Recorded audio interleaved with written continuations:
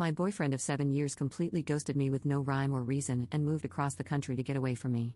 I, 24F, have been with my boyfriend, 26M, since I was 17. He is the first and only person I have ever slept with. Nothing out of the ordinary happened before he disappeared. We didn't have an argument or anything, and I thought we had a great relationship.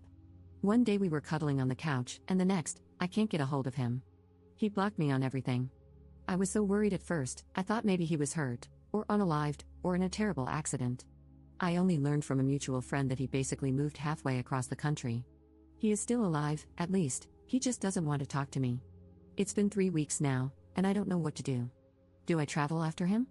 I don't even know where to. Do I give him time? I hope I'm not appearing like an overly obsessive girlfriend, but what the heck?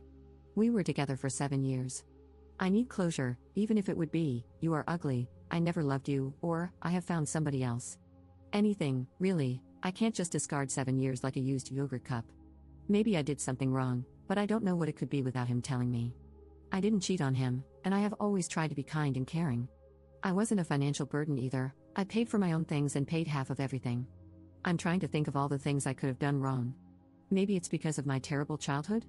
I was abused and still have some scars from self-cutting. Maybe he thought I was ugly because of the scars or too depressed and sad at times, but he still could have told me. I would have understood. He and our mutual friend both blocked me now, and I'm not getting any answers. I'm just sad and confused and don't know what to do. Update 1. So, over 4 weeks later, he contacted me again, and we agreed to talk face to face at our, or rather, my place.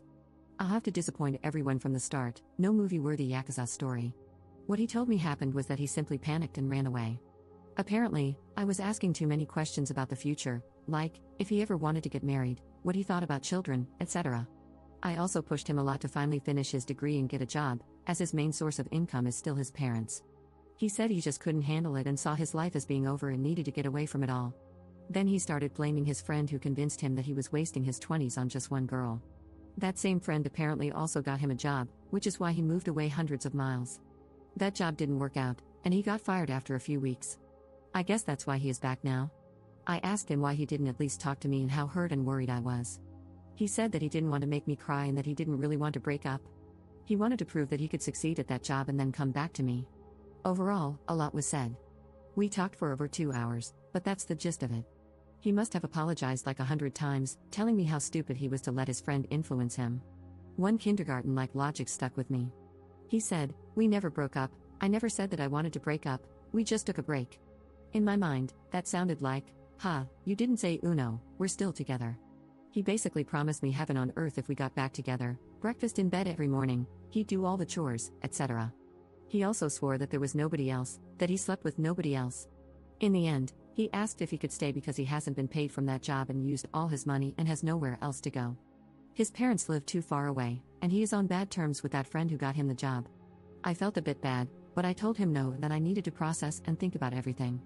I did, however, agree to store some of his boxes to free up his car. So, that's where I'm at now, sitting alone in my apartment with his boxes. One of them smells really bad, like moldy clothes. Maybe I'll wash those tomorrow for him at least.